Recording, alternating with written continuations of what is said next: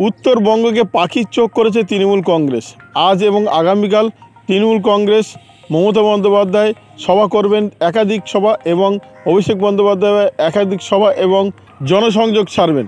তার জন্য মমতা বন্দ্যোপাধ্যায় গতকাল চলে গিয়েছে উত্তরবঙ্গে, আর উত্তরবঙ্গে যাওয়ার পথে চোর চোর স্লোগান শুনেছেন। সেই সঙ্গে মুখ্যমন্ত্রী মমতা বন্দ্যোপাধ্যায় কী করেছিলেন এই চোর চোর স্লোগান শুনে, সেই সঙ্গে আরও জানাবো গতকালকের আইপিএল খেলায় বেঙ্গালুরুর বিরুদ্ধে সহজ জয় ছিনিয়ে নিল মুম্বাই ইন্ডিয়ান্স। সব বিস্তারিত জানাবো। আপনারা দেখছেন top Barasat news YouTube channel. সময় বদলে দেয় মনে হয় অনেক কিছুকেই। বৃহস্পতিবার তারই প্রমাণ পাওয়া গেল তৃণমূল সুপ্রিমো মমতা বন্দ্যোপাধ্যায়ের ব্যবহারে।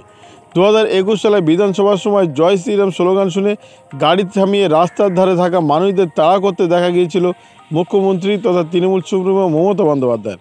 কিন্তু গতকাল তার উল্টো ছবি দেখা গেল চালসা যাওয়ার পথে। বৃহস্পতিবার বিকেলে জলপাইগুড়ি চালসায় যাচ্ছিল মমতা বন্দ্যোপাধ্যায়ের কনভয়। তার যাওয়ার রাস্তায় জাতীয় সড়কের পাশে জনসভা করছিলেন আলিপুরদুয়ারে বিজেপি প্রার্থী মনোজ টিগ্গা। মমতার কনভয় জনসভার পাশ দিয়ে যেতে দেখে চোর চোর স্লোগান তুলতে থাকেন বিজেপি কর্মীদের কয়েকজন। যদিও তাতে বিন্দুমাত্র উত্তেজিত হতে দেখা যায়নি তৃণমূল সুপ্রিমো মমতা বন্দ্যোপাধ্যায়কে, বরং গাড়ি জানালা দিয়ে হাসি মুখে হাত নাড়তে দেখা যায় মমতা বন্দ্যোপাধ্যায়কে। হাত জোর করে শুভেচ্ছাও জানাতে দেখা যায়। মনোজ টিগ্গা সবার পাশ দিয়ে মমতা বন্দ্যোপাধ্যায়ের কনভয় যাবে শুনে সভাস্থলের সামনে জড়ো হয় চোর চোর স্লোগান তুলতে শুরু করেন সেখানে উপস্থিত বিজেপি কর্মীরা। বিষয়টি দেখতে পেয়ে সেখানে উপস্থিত পুলিশ কর্মীরা বারণ করলেও তাতে কান দেয়নি কেউই। যদিও চোর চোর স্লোগান শুনে রেগে যায়নি মমতা বন্দ্যোপাধ্যায়, উল্টে হাত জোর করে রাস্তার পাশে দাঁড়িয়ে থাকা মানুষদের শুভেচ্ছা গ্রহণ করতে দেখা যায় তাকে। এ প্রসঙ্গে আলিপুরদুয়ারে বিজেপি প্রার্থী মনোজ টিগ্গা বলেন, সবাই জানে তৃণমূল মানেই চোর। যেখানে রাস্তা দিয়ে তৃণমূল কংগ্রেসের নেতারা যান সেখানেই চোর চোর স্লোগান ওঠে। এটা বিজেপি বলছে না, সারা বাংলার মানুষ বলছে। কারণ মানুষ জানে সব চুরি হয়েছে তৃণমূলের আমলে। আসলে পশ্চিমবঙ্গে মানুষ জেনে গেছে তৃণমূল মানেই চোর, আর চোর মানেই তৃণমূল। গোটা তৃণমূলই হচ্ছে চোরের দল। তাই যখনই তৃণমূলের কোনো নেতা কর্মীরা রাস্তা দিয়ে যান, সাধারণ মানুষ চোর চোর স্লোগান তুলতে শুরু করে। মুখ্যমন্ত্রী মমতা বন্দ্যোপাধ্যায়ের আজকে এবং আগামীকাল মিলে 2 থেকে 3টি জনসভা রয়েছে। অন্যদিকে অভিষেক বন্দ্যোপাধ্যায়ও যাচ্ছে, রোড শো করবেন এবং একটি জনসভাও করবেন। অর্থাৎ তৃণমূল কংগ্রেস পাখির চোখ করেছে উত্তরবঙ্গকে। সেখানে গতবারে বিমুখ হয়েছিল লোকসভা নির্বাচনে, একটিও লোকসভা নির্বাচনে তৃণমূল কংগ্রেস জিততে পারেনি। এবারে সেখান থেকে জিততে মরিয়া তৃণমূল কংগ্রেস, আর তার জন্য ইতিমধ্যে মুখ্যমন্ত্রী মমতা বন্দ্যোপাধ্যায় 2 থেকে 3টি সভা করে ফেলেছেন। আবার আজ এবং কাল 2 দিনের সফরে আরও 2 থেকে 3টি সভা করবেন এমনটা জানা যাচ্ছে। এবং আজকে যাবেন সেই সঙ্গে অভিষেক বন্দ্যোপাধ্যায়, তিনিও কোচবিহারে জনসংযোগ করবেন এবং পথসভা করবেন, সেই সঙ্গে জনসভাও করবেন এমনটা জানা যাচ্ছে। আর গতকাল যাচ্ছিলেন চালসায় মুখ্যমন্ত্রী মমতা বন্দ্যোপাধ্যায়। যাওয়ার পথে চোর চোর স্লোগান তার বিরুদ্ধে দিতে থাকেন বিজেপির কিছু কর্মী সমর্থকরা। তবে তৃণমূল কংগ্রেস সুপ্রিমো মমতা বন্দ্যোপাধ্যায় কিছুটা পরিবর্তন লক্ষ্য করা গিয়েছে। গতবারে 2021 সালে বিধানসভার সময় যখন সভা করতে যাচ্ছিলেন, তখন জয় শ্রীরাম স্লোগান শুনে গাড়ি থেকে নেমে রাস্তার ধারে দাঁড়িয়ে থাকা মানুষদের তাড়া করেছিলেন এমনটা জানা গিয়েছিল। কিন্তু গতকাল তার উল্টো সুর দেখা গেল চালসায় যাওয়ার পথে। বৃহস্পতিবার অর্থাৎ গতকাল বিকেলে জলপাইগুড়ি চালসায় যাচ্ছিল মুখ্যমন্ত্রী মমতা বন্দ্যোপাধ্যায়ের কনভয়। তার যাওয়ার রাস্তায় জাতীয় সড়কের পাশে জনসভা করছিলেন আলিপুরদুয়ারে বিজেপি প্রার্থী মনোজ টিগ্গা। আর সেই মনোজ টিগ্গার জনসভায় প্রচুর মানুষ জড়ো হয়েছিল। তাদের মধ্যে কিছু মানুষ এই চোর চোর স্লোগান দিতে থাকেন। পুলিশরা বারণ করলেও সেই কথায় কান দেয়নি সেই জনসভায় থাকা দর্শকরা। তারা বরঞ্চ চোর চোর স্লোগান আরও দিতে থাকেন। তবে মুখ্যমন্ত্রী মমতা বন্দ্যোপাধ্যায় এবারে নেমে তাড়া করতে যাননি, বরঞ্চ হাত জোর করে শুভেচ্ছা জানাতে দেখা যায় তাদেরকে। মনোজ টিগ্গা সবার পাশ দিয়ে মমতা বন্দ্যোপাধ্যায় কনভয় যাবে শুনে সভাস্থলের সামনে জড়ো হয়েছিল বেশ কিছু মানুষ, আর তারাই চোর চোর স্লোগান তুলতে শুরু করে।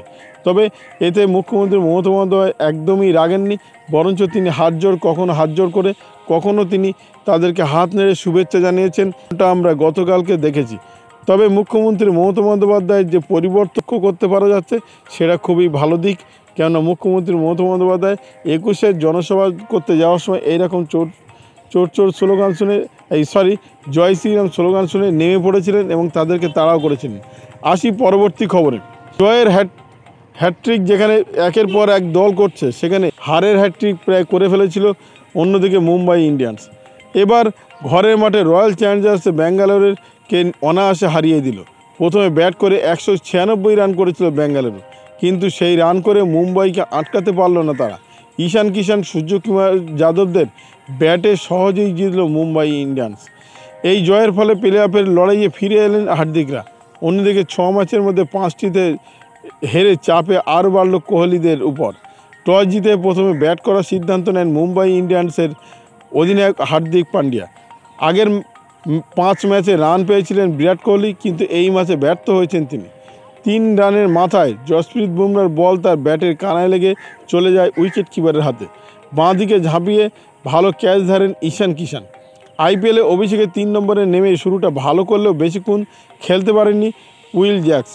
8 রান করে আকাশ মাধওয়ালের বলে আউট হয়ে ফেরেন তিনি। বেঙ্গালুরু ইনিংস টানের অধিনায়ক ফাফ ডুপ্লেসি ও রজত পাটিদার। চলতি আইপিএলে ডুপ্লেসির আক্রমণাত্মক ব্যাটিং করতে পারছিলেন না, এই ম্যাচে সেটাই করলেন। ডুপ্লেসিকে সঙ্গ দিলেন পাটিদার। তারও ব্যাট এখনও পর্যন্ত চুপ ছিল। মুম্বাই পেসারদের বিরুদ্ধে ভালো খেলছিলেন তারা। রান তোলার গতিও বাড়ান 2 ব্যাটসম্যান।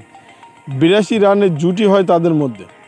জেরাল্ড কোয়েজির বলে পরপর 2টি ছক্কা মেরে অর্ধশতরান পূর্ণ করেন পাটিদার, যদিও পরের বলেই আবার আউট হয়ে গিয়েছিলেন তিনি।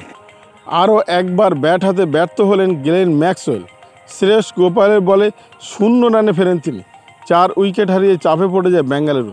সেখান থেকে দলকে টেনে তোলেন ডুপ্লেসি এবং দীনেশ কার্তিক। বেঙ্গালুরু অধিনায়কও অর্ধশতরান করেছেন। তারপরে অবশ্য বেশিক্ষণ খেলতে পারেননি তিনি। 40 বলে 61 রান করে বুমরার বলে ফেরেন তিনি। বুমরা বুঝিয়ে দিলেন কেন তাকে টি-20তে এত গুরুত্ব দেওয়া হয়। গতি ও লেংথের হেরফের করে ব্যাটসম্যানদের সমস্যায় ফেলতে বদ্ধপরিকর তিনি। কোনো ব্যাটার তার বলে মারতে পারেননি। 2 বার হ্যাট্রিকের সুযোগ পেয়েছিলেন বুমরা। হ্যাট্রিক না হলেও 5 উইকেট নিয়েছেন তিনি। 4 ওভারে 21 রান দিয়ে 5টি উইকেট নিয়েছেন তিনি। দেখে মনে হচ্ছিল 170 রানও পার করতে পারবে না বেঙ্গালুরু, কিন্তু সেই দিকে কার্তিক ঝোড়ো ইনিংস খেলেন। মাত্র 23 বলে 53 রানের একটা দুর্দান্ত ইনিংস খেলেন কার্তিকের ব্যাটে 20 ওভার শেষে 8 উইকেট হারিয়ে 196 রানের লক্ষ্য দেয় বেঙ্গালুরুকে।